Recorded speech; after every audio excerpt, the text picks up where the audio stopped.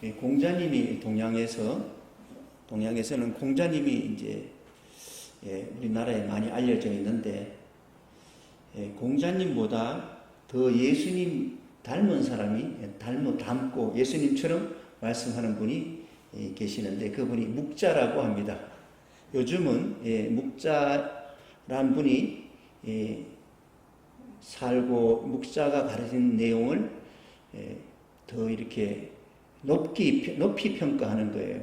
그 묵자가 어떤 말을 했는가 하면, 묵자는 그 한자로 겸해라고 있는데 모든 사람을 다 사랑해야 된다, 그렇게 가르쳤어요.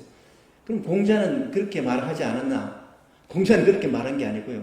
공자는 사랑하되 자기와 자기 가족을 먼저 사랑하고, 그 다음에 집안을 사랑하고, 그 다음에 동네 사람 먼저 사랑하고, 그 다음에 우리나라를 먼저 사랑하고, 맨 마지막에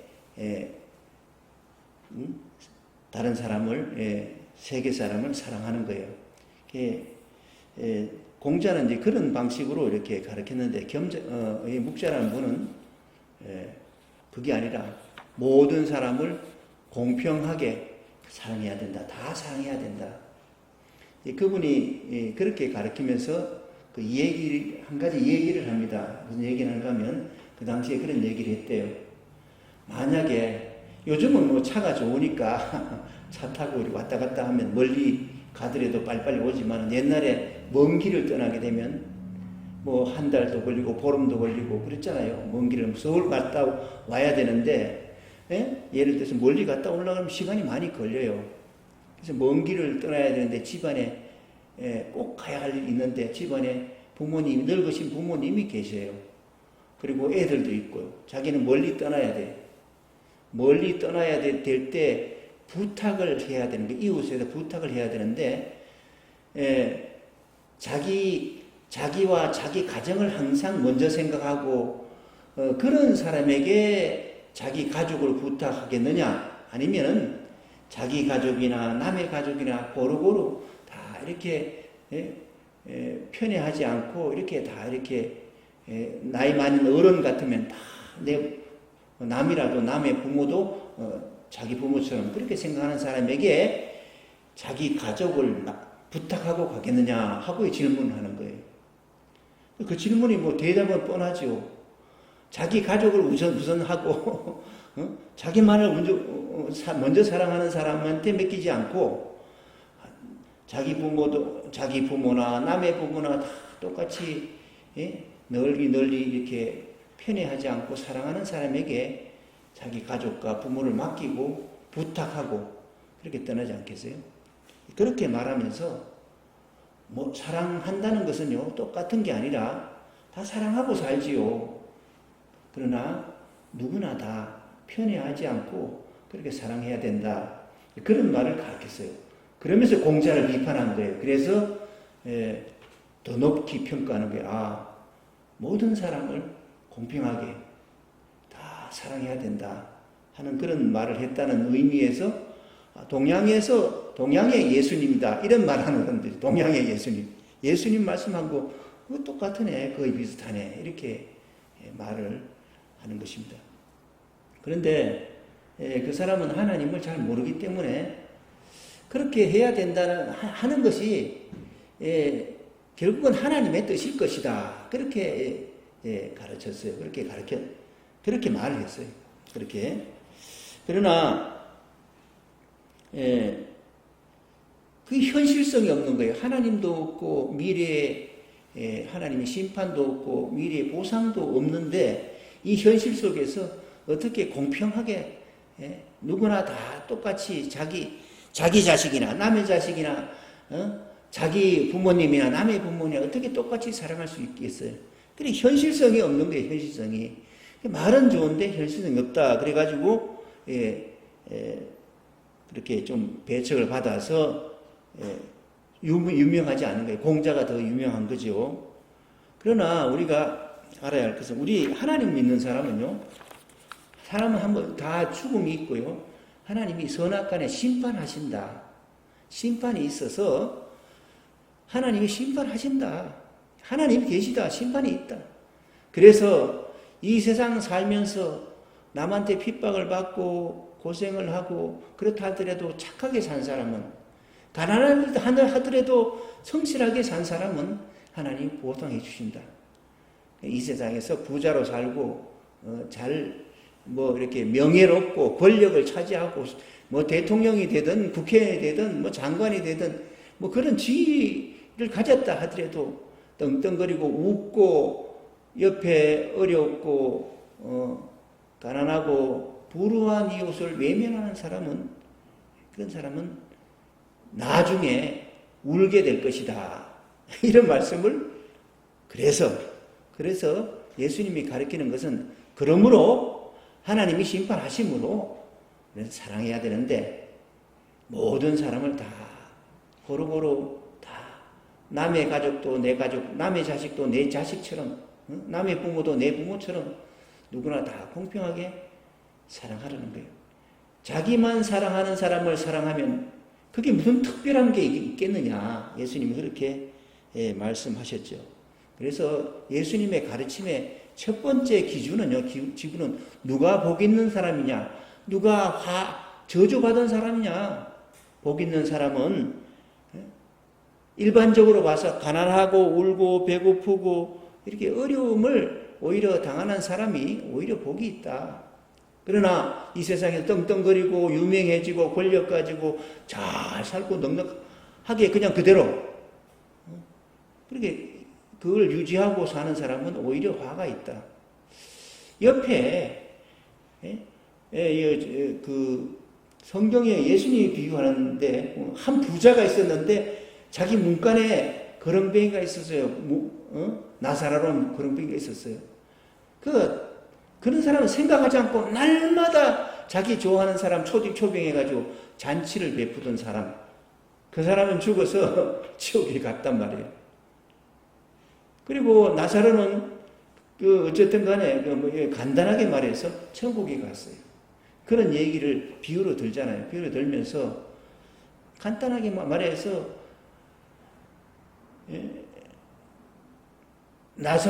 왜 나사로는 저기 있고 자기는 이렇게 고생하는 지옥에 있습니까? 그렇게 물어봤을 때 나사로는 평생 살면서 고생하고 천덕꾸리가 돼가지고 상처가 생겼으면 개가 와서 핥아주고 할 정도로 그렇게 고생했으나 지금은 여기서 위로받는다. 너는 살아서 잘 지냈지 않느냐? 그러니 고생하는 거 마땅하지 않느냐? 그렇게 말씀하시는 거예요. 이 세상에는 부자가 있고 가난한 사람이 있는데, 가난한 사람이 있고 슬퍼하고 어렵고 병든 사람이 있는가 하면 건강하고 좋은 사람이 있어요. 건강한 사람은 자기가 가진 것을 나누어 줄 줄 아는 그런 사랑하는 사람이 되어야 된다. 예수님이 가르치는 건 그거예요. 왜냐? 심판이 있다. 하나님은 심판하신다. 그래서 그렇게 모든 사람을 사랑하라고 말할 때는, 그렇게 사랑하라고 하는 그 동기를 부여해주고 그렇게 사랑할 수 있도록 힘을 주는 것은 하나님이 계시기 때문에, 이렇게 하는 것은 하나님이 기뻐하시고 하나님이 상 주시는 일이기 때문에, 그러므로 사랑해야 된다. 원수도 사랑하고 그럴 사람을 위해서 기도하고 핍박하는 사람을 위해서 선하게 대하고, 이게 그러니까 어려운 거죠. 믿음으로만 할 수 있어요. 하나님이 살아계심과 심판하실 것에 대한 믿음으로만 그 일을 할 수 있지, 믿음이 없이는, 하나님이 없이 심판이 없이 어떻게 사람을 사랑할 수가 있겠어요? 사랑할 동기가 안 생기잖아요. 이유가 없어요. 이유가. 이것이 예수님의 가르침의 가장 중요한 내용입니다. 가장 중요한 내용이에요. 사랑하라.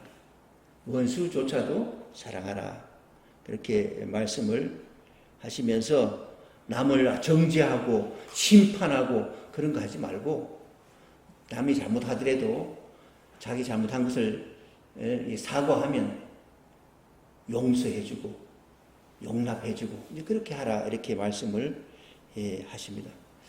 이렇게 말씀을 가르치는 말씀에 대해서 교회에 나오는 사람이나 안 나오는 사람이나 그것은 현실성이 없는 거다. 어떻게 그렇게 하고 살 수 있겠느냐, 그렇게 생각하는 분들이 많아요. 그런 판단을 할 수 있어요, 사람은. 그러나 사람은 끝을 모르잖아요. 종말이 어떻게 될지 모르잖아요. 종말에 심판이 있다면, 하나님이 계시고 예수님이 부활하여 다시 오신다면 종말에 어떻게 되겠어요? 그분을 믿고 그렇게 산 사람은 주님을 반가이 맞이할 것이고, 그렇지 못한 사람은 두려워하고 애통해야 할 것이 아니겠습니까? 그래서 예수님이 이 세상에 있는 선생들은 훌륭한 선생들이 많지만은, 공자도 있고 묵자도 있고 다 있겠지만은, 이 세상에 있는 선생들은 맹인과 같아. 끝을 몰라. 끝을 아직 몰라. 시작도 모르고 끝을 모르는 거예요. 그래서 부분적으로만 보기 때문에 부분적으로 본 것을 가지고 추리하고 판단해서 가르치는 거예요. 그래서 그 가르침이 온전하지 못하기 때문에, 온전하지 못한 사람이 선생을 쫓아가면 맹인이 맹인을 쫓아가는 것 같이, 눈먼 사람이 눈먼 사람을 인도하는 것 같이 그런 결과를 낳게 된다. 지난주에 말씀이 그런 것입니다. 그래서 눈먼 인도자, 이 세상에 모든 사람은 눈먼 인도자고요, 하나님만이 모든 것을 밝히 아시고 잘 아시는 인도자인 거예요. 그래서 하나님이시고 하나님이 보낸 예수 그리스도, 하나님 보내신 하나님의 아들 예수님만이 우리의 진정한 인도자가 되고, 우리를 부활과 영생으로 인도하고, 우리를 참 자유와 평안과 기쁨으로 보람으로 인도하는 그런 인도자다. 그런 의미에서 선생은 누구냐? 참 선생은 예수님이시고, 참 인도자는 예수님이시다 하는 그런 말씀입니다. 그런데 오늘 말씀은 이제 제자에 관한 말씀입니다. 오늘 본문의 말씀에 보게 되면요, 세 번역에 선생이라고 했는데, 선생이란 말보다 좀 이렇게 고상한 말로 들리는 게 스승이라 그래요. 스승. 그래서 여러분 주보 안쪽에, 오늘 안쪽에 보게 되면요, 오늘 본문 해가지고 하단에 있어요. 하단에 있는 말씀을 같이 한번 읽어보겠습니다. 40절, 제자는 스승보다 높지 않다. 그러나 누구든지 다 배우고 나면 자기의 스승과 같이 될 것이다.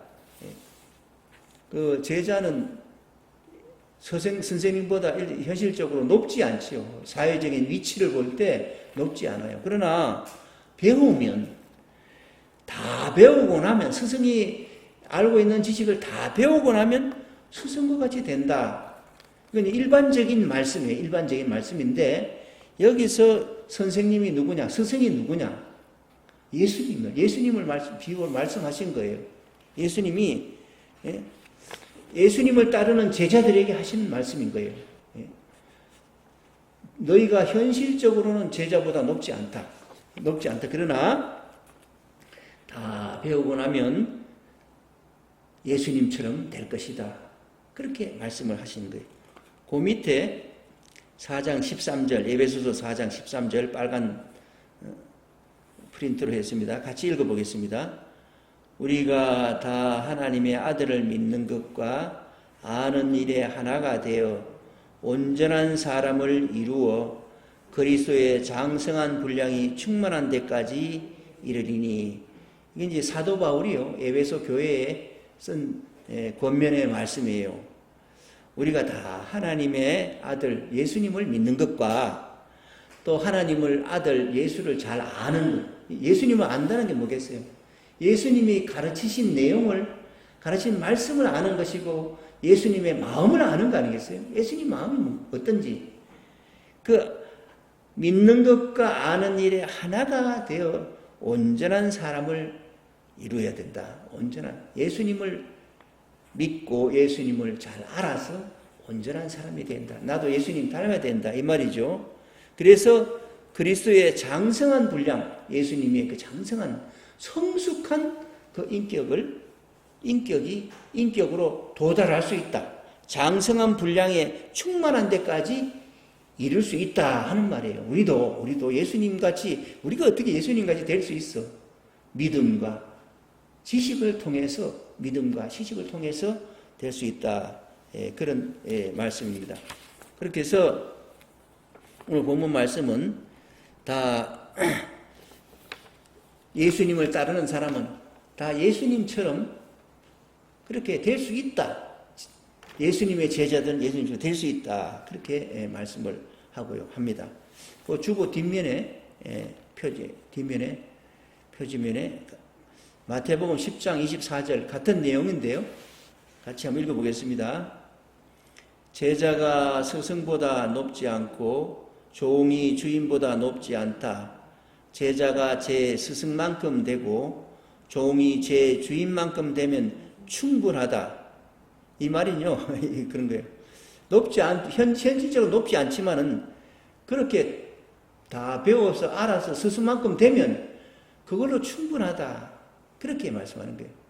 이 말씀의 의미가 뭔가 하면요, 이 세상에 있는 그 여러 가지 학자, 선생님, 대학 교수, 혹은 뭐 중고등학교 선생님, 이 세상에 있는 여러 가지 유명한 대학자들, 뭐 이런 사람들이 선생이라 그러는데, 이런 사람들한테 배우는 사람은요, 제자들은 어떻게 배우는 거면, 이 선생이 가지고 있는 지식의 양을 몽땅 다 배우고 나면, 그 다음에는 스승보다 더 한 단계 더 연구해가지고 높은 위치에서 그렇게 말할 수 있는 거예요. 그게 이 세상의 선생이에요. 그래서 그렇게 해서 자기가 스승을 뛰어넘는, 이 세상에 있는 스승을 뛰어넘을 수 있어요. 그러나 예수님을 뛰어넘을 수는 없는 거예요. 예수님은 하나님의 아들이시고 하나님이시기 때문에 그것으로 예수님처럼만 되면 충분하다. 그 이상 배울 게 없다. 그것으로 완전하다. 그런 말씀인 것이에요. 중요한 것은 우리가 예수님을 믿고 배워가면서 그렇게 가면서 예수님 닮아가는데 어떻게 배우고 성장하는가, 그 내용에 대해서 말씀을 몇 가지 보겠습니다. 첫째는 믿음으로 우리가 하나님의 아들 예수를 믿음으로 구원을 받는 데서 시작을 하는 거예요. 시작은 자기가 자신이 하나님의 사랑과 은혜 안에서 구원받는 확신이 있어야 되는 거예요. 거기에 대한 말씀이 믿음에 관한 말씀이 민수기 21장 7절 9절에서 무엇을 믿음이라고 말하는지를 한번 읽어보겠습니다. 여기 민수기 21장 7절에서 9절 말씀, 약간 긴데 이야기니까 내용은 간단합니다. 같이 한번 읽어보겠습니다. 백성이 모세에게 이르러 말하되 우리가 여호와와 당신을 향하여 원망함으로 범죄하였사오니 여호와께서 기도하여 이 뱀들을 우리에게 떠나게 하소서.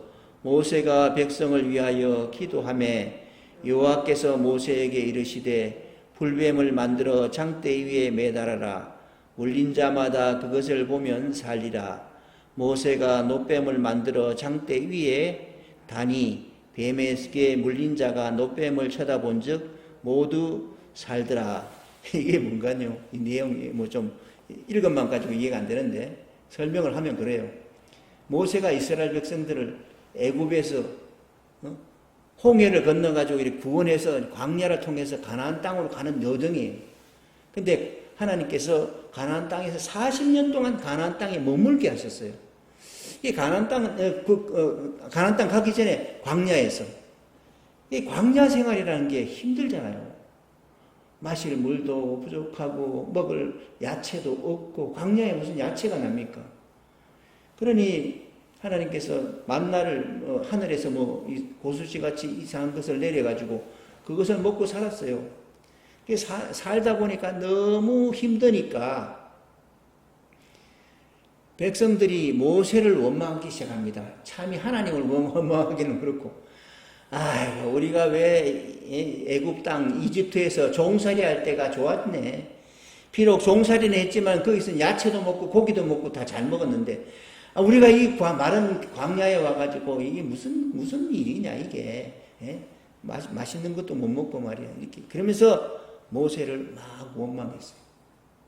원망을 하니까 하나님께서 모세에 대한 원망은요, 하나님에 대한 원망인 거예요. 하나님의 구원 역사에 대한 믿음이 부족하기 때문에 원망을 한 거예요. 끝까지 믿으면 그 고난을 견디고 가나안 땅에 들어갈 수 있는데 가나안 땅에 들어가기도 전에 그냥 고생스러우니까 막 원망하는 거예요. 하나님께서 그걸 보시고 사막에 뱀을 풀어놨어요.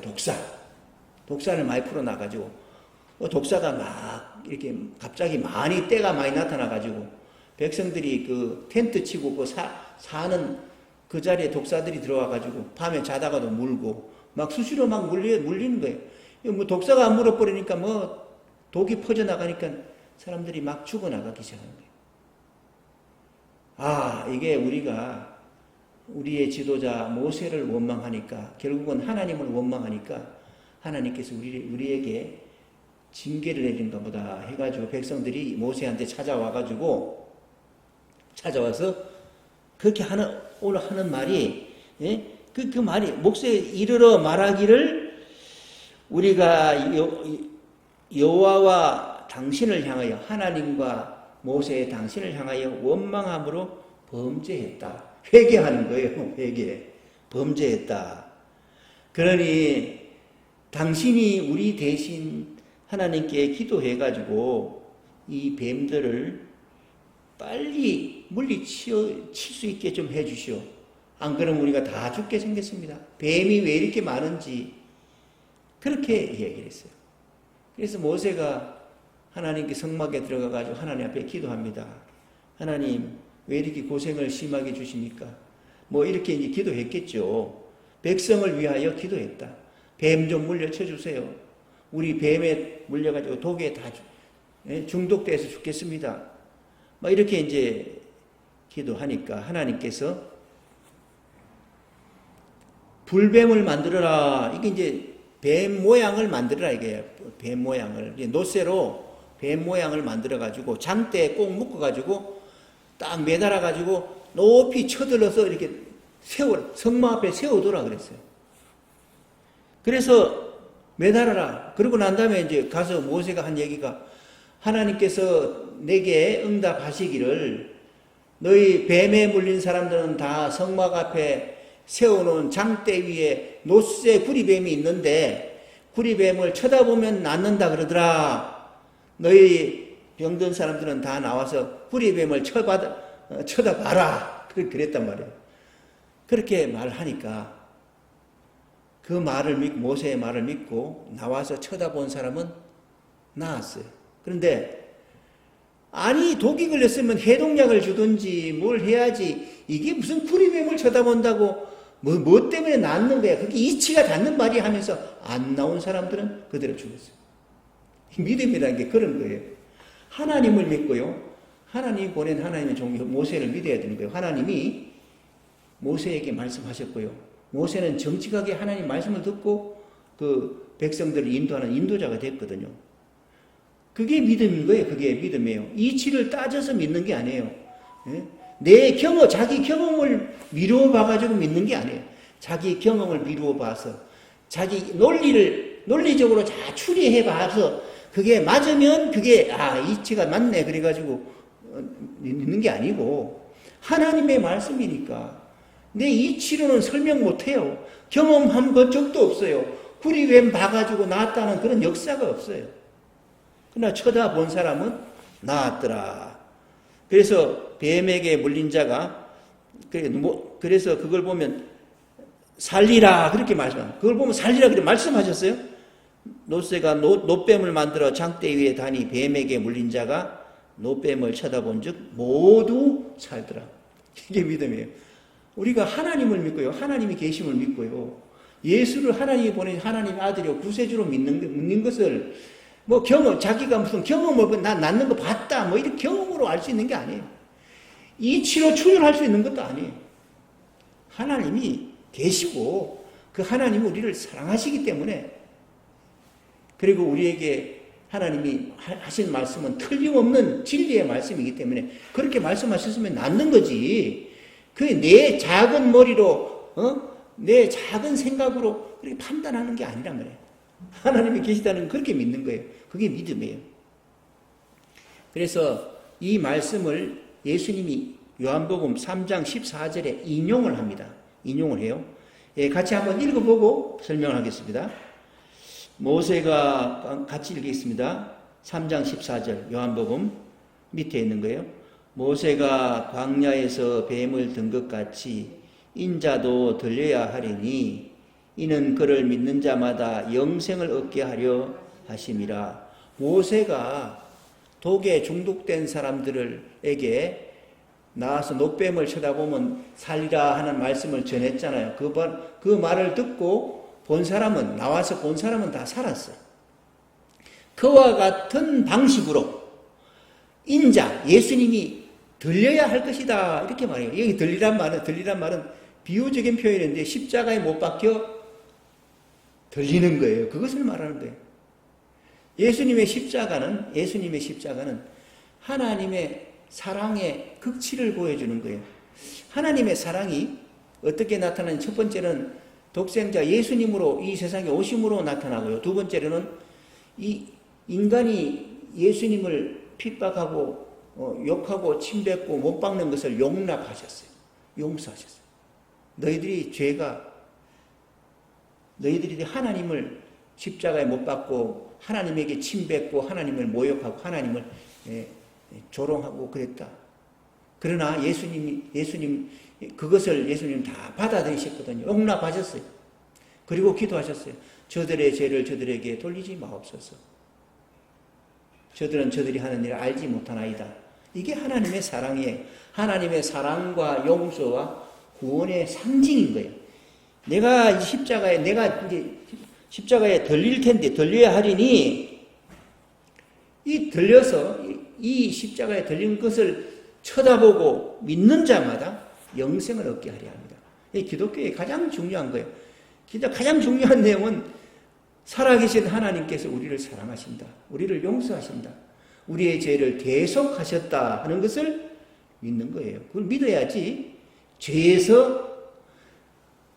주홍 같은 죄에서 흰눈같이 양털같이 하얗게 깨끗하게 씻겨지는 것이고, 그것을 믿어야 우리가 하나님의 사랑 안에서 죄에서 구원받는 거예요. 그래서 하나님과 하나님이 보낸 하나님의 아들 예수를 믿는 것, 믿어서 죄에서, 죽음에서, 하나님의 심판에서 구원받는 것, 이게 예수님을 닮는 첫 번째 길인 거예요. 믿어서 일단은 구원의 확신을 받아야 돼요. 두 번째는 예수님이 여러 가지 말씀을 많이 하세요. 우리도 예수님 말씀을 좀 계속 배우고 있는 중인데요. 말씀에 대한 우리의 태도를 이제 가르쳐 줍니다. 공동번역으로 제가 쉽기 때문에 공동번역으로 인용했는데요. 같이 읽어보겠습니다. 공동번역 요한복음 8장 31절 32절 같이 읽어보겠습니다. 예수께서는 당신을 믿는 유다인들에게 이렇게 말씀하셨다. 너희가 내 말을 마음에 새기고 산다면 너희는 참으로 나의 제자이다. 그러면 너희는 진리를 알게 될 것이며 진리가 너희를 자유롭게 할 것이다. 이렇게. 예수님의 가르침은 하나님의 가르침인 거예요. 그래서 그렇게 받아들이고요. 내 말을 마음에 새기라. 마음에 새기고 그렇게 살면, 그렇게 생활하는 거예요. 마음에만 새기고 머릿속에만 집어넣고 생활하고 관계없는 것이 아니라 그렇게 살면 너희는 그렇게 사는 사람이 진짜 제자다. 거짓 제자가 있고 참 제자가 있다면 그 참 제자고, 이 참 제자는 이렇게 살면 너희는 진리를 하나님의 진리를, 영원한 진리를 알게 될 것이다. 그래서 머릿속으로만 알면요 자기께 안 되는 거고요. 마음의 세계에서 그렇게 살면 자기께 돼요. 말씀을 어떻게 이해하느냐? 살아보면 이해가 되는 거예요. 말씀대로 그냥 머릿속에 그렇다 그러더라 그리고 잊어버리면, 그러면 참 제자도 안 되고 그 진리를 알 수가 없어요. 사랑해봐야지 사랑이 얼마나 귀한 것인지 알고, 사랑이 나를 향한 하나님의 사랑이 얼마나 참 진리인 것을 알게 되는 거예요. 그래서 새기고 산다면 참 제자가 되고 진리를 알게 되고 그 진리가 너희를 자유롭게 할 것이다. 죄에서 자유함을 얻게 하고 죽음의 공포에서 자유함을 얻게 하고 모든 얽매임에서 자유하게 해서 모든 것을 벗어버림으로 평안을 우리에게 살 수 있게 하는 것입니다. 첫째는 믿음이고요. 말씀에 대한 순종이 두 번째. 세 번째 말씀을 같이 읽어보겠습니다. 세 번째 요한복음 14장 26절 같이 읽어보겠습니다. 보혜사 곧 아버지께서 내 이름으로 보내실 성령 그가 너희에게 모든 것을 가르치고 내가 너희에게 말한 모든 것을 생각나게 하리라. 예수님이 십자가에 못 박아 죽으시고 승천하신 이후에 내가 나를 믿는 제자들에게 남기신 것이 있는데 그게 성령이에요. 이제 곧 내가 떠나면 너희에게 거룩한 영, 하나님의 영이고 예수님의 영을 남겨줄 텐데 나를 믿는 자에게 믿고 순종하는 참 제자에게 성령을 남겨주실 거란 말이에요. 남겨주시는데 어떻게 그걸 확인하느냐 하면 우리가 예수님의 말씀을 듣고 순종하고 살 때 뭐 성경을 들고 다니면서 사는 건 아니니까 삶의 현장에 딱 부딪혔을 때 이거 어떻게 할까? 주님 어떻게 해야 될까요? 이렇게 질문을 하게 되면 성령께서 예수님의 말씀을 생각나게 하는 거예요. 예수님이 이렇게 말씀하셨지. 생각나게 하고 두 번째는 예수님 말씀을 깨달아 알게 하는 거예요. 이 말씀은 예수님은 그 말씀이 바로 이럴 때 이렇게 하라고 하시는 말씀이구나 하고 깨닫게 하시는 거예요. 성령을 통해서 예수님의 제자가 되는 것입니다. 하나님의 영, 예수 그리스도의 영, 보혜사 성령께서 돕는 분이 우리에게 우리 마음속에 오시는 거예요. 우리 생각 속에 오시는 거예요. 그래서 우리가 배우고 성장하게 되는 것입니다. 그걸 적용을 자꾸 해봐야 되는 거예요. 적용을. 무슨 일이 생기고 어떻게 이렇게 할까 저렇게 할까 하는 그런 상황이 생기면 그때 기도해 봐야죠. 주님 어떻게 할까요? 그렇게 하다 보면 하나님 말씀 내가 배웠던 말씀이 생각나고 기억나고 그래 이렇게 하라는 거로구나. 그렇게 깨달아서 성령의 인도함을 받아서 그렇게 순종해 나가면서 사는 거예요. 그래서 그 말씀하시는 게 성령이 오시면 그가 너희에게 모든 것을 가르치고 내가 너희에게 말한 모든 것을 생각나게 할 것이다. 성령을 통해서 그렇게 가르칩니다. 사도 바울이 우리 성도들에게 히브리서의 12장 2절에 이런 말씀을 합니다. 예수 그리스도가 사신 모습을 늘 생각해봐라. 늘 기억하고 생각해봐라. 특히 그 십자가에 못 박힌 그 장면을 늘 생각하면서 적용해봐라. 이렇게 말씀을 하시는 내용이 히브리서 12장 2절 말씀입니다. 같이 읽어보겠습니다. 믿음의 주요 또 온전케 하시는 이인 예수를 바라보자. 그는 그 앞에 있는 기쁨을 위하여 십자가를 참으사 부끄러움을 개의치 아니하시더니 하나님 보좌 우편에 앉으셨느니라. 예수님은 이 지상에 있을 때 신앙생활을 어떻게 했어요? 예수님은 그 앞에 있는 다시 말하 하나님 최종적으로 종국적으로 받을 하나님 앞에서의 칭찬과 하나님이 기뻐하는 그 모습을 생각하며 그 기쁨을 생각하면서 십자가를 참았다. 그 기쁨을 생각하면서 참는 거예요. 소망 중에 그 영광 중에 누릴 그 영광의 그날을 생각하며 오늘의 고난을 참으시고 그 믿음으로 참으시고 그래서 부끄러움을 십자가도 지시고 부끄러운 일도 개의치 아니었다. 부끄러운 거 상관없어. 십자가 상관없어. 그렇게 이기는 거예요.